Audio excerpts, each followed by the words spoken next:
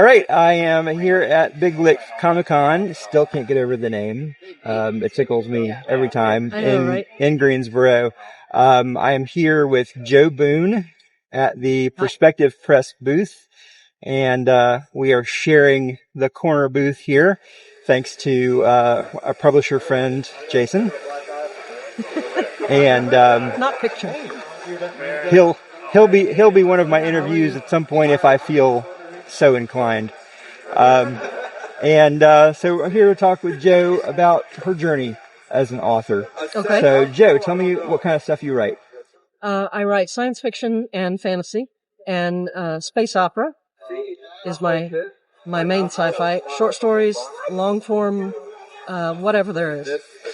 So I know that, or let me rephrase that. I think you've been published by Perspective Press.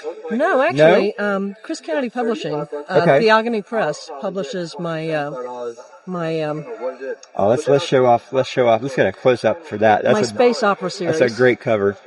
So, I'm sorry, where were we at? You could ask me if I self-publish anything. Yes, have you self-published anything? I have, actually. In fact, this is my latest self-published. This is a collection of my contemporary fantasy short stories. Okay. So, if you want to... Yeah, let's get a close up on that cover. Beautiful. I love it. So, how long have you been a writer? I published my first writing when I was about 8 years old. Wow. So I wrote an article for the church bulletin, and the preacher published it, and I wrote several more. Nice.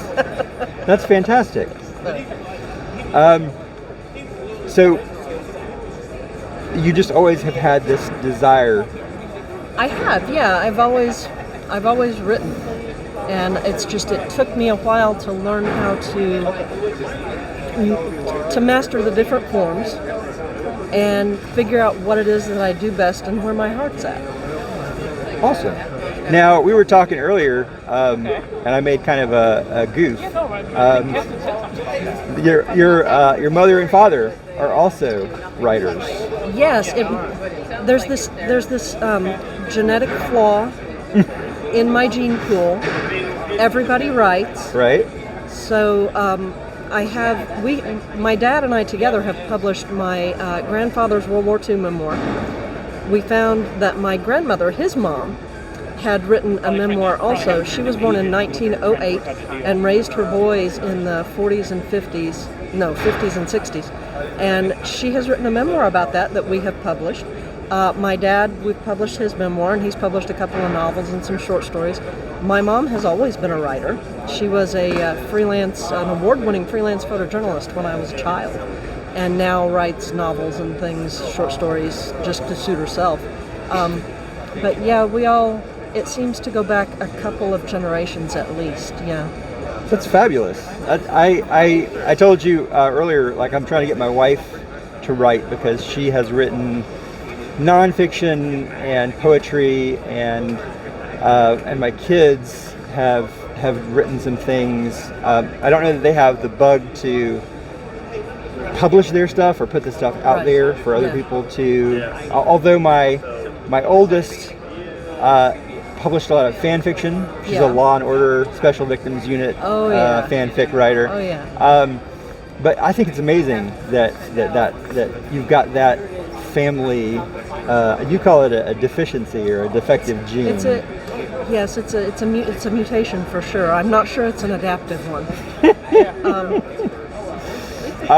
I have often thought it would be interesting to read a psychological study of writers and the high degree of mental illness and autism and substance abuse, and all of that, So, what would you say is your favorite thing that you've written, and what would you say is the best-selling thing that you've written? Oh boy, my favorite thing that I've written is a short story that I wrote for an anthology that I did with a friend. It's in an anthology called Life is a River, and I started out thinking it would be fantasy, and it turned out to kind of be an assimilation of the ways that my childhood was magical. So it's not actually fantasy, but there's a lot of me and a lot of my childhood in that story, and I love it. It is my favorite thing I've ever written. Okay. The best-selling thing I have ever written, I am not positive, but it's either got to be The Magnetar, or I wrote a memoir. My younger daughter is a wheelchair user. She was born with spina bifida. And I wrote a memoir of being her mom. Okay. Called Cora Means Heart, because her name is Cora. And that one, of all my self-published stuff, that's the bestseller for sure. So I haven't done a direct comparison, but it'd be one of those. Okay. So tell me a little bit about Magnetar. The Magnetar is the first book in the Combined Service series. The Combined Service is a uniformed service, and it's the first uniformed service that allows all 4 sentient species to serve together. The sentient species are, of course, humans, octopods, Ga'ul, who are the Greys, and avians. And I wanted those because I wanted aliens who were not humans in prosthetics. Okay.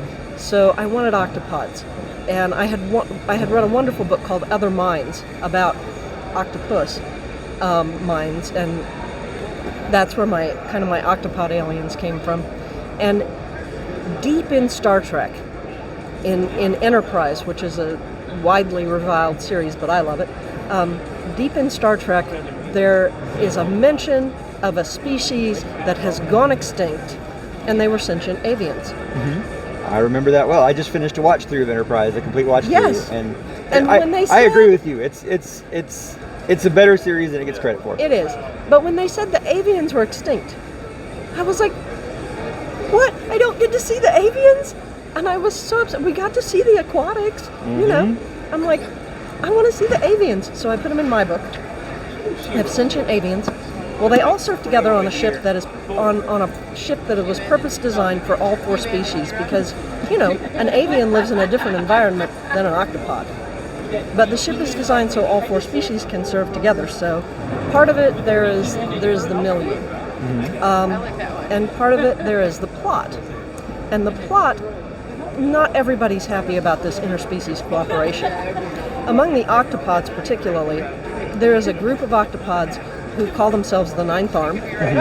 They are octopod space for octopods. They are very racist. Okay. And in the Magnetar is volunteers to take an octopod terrorist back to the octopod homeworld to stand trial, which is a very dangerous thing. You can't hold an octopod prisoner. And the last ship that tried, that didn't end well. So that's the plot. Into that plot comes a character. Her name is Charlie. She is a young woman who has ended up enlisted in the Combined Service without remembering how she got there. She she wakes up from a coma. She's got the tattoo on her arm, the service tattoo. She's apparently been enlisted in the Combined Service. She doesn't even know what it is, has never heard of it. And she has to figure out how she ended up where she is, and why, and who put her there, and whether or not that's connected to the octopod that is being transported back to his homeworld. So I tell people the first book is a sci-fi space opera mystery. There are 2 more books in the series. I tell people the second one is sci-fi action adventure.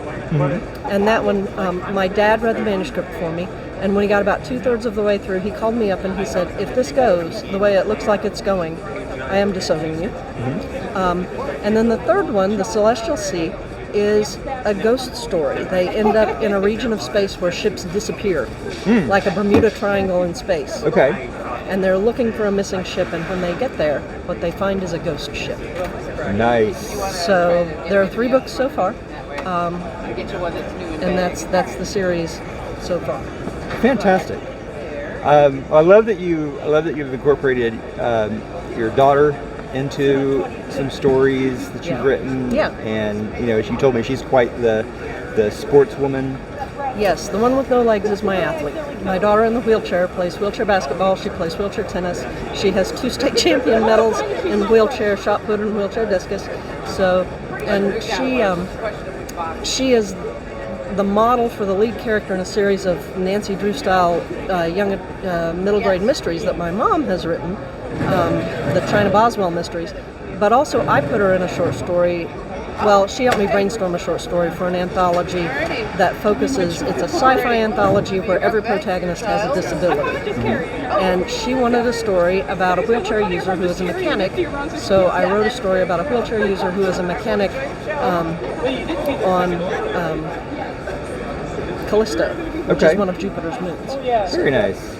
So you're really prolific. Are you a full-time author? Do you have a day job? I am not. I have a day job. Nice. Full-time job, and I don't usually tell people what I do. That's fair. So yeah, because I'm in my day job. I'm a bad guy. So that's all right. No, now I'm fascinated, but that I respect your privacy. Well, tell our audience where we can find you. Well, today you can find me at Big Lick Comic Con in Greensboro, but you can find me at joboone.com, and on the socials I'm typically Jo Boone Author. I'm most active on Facebook and TikTok as Jo Boone Author. Fantastic. Well, thank you, Jo. Thank you so much. Good talking to you. Good talking to you.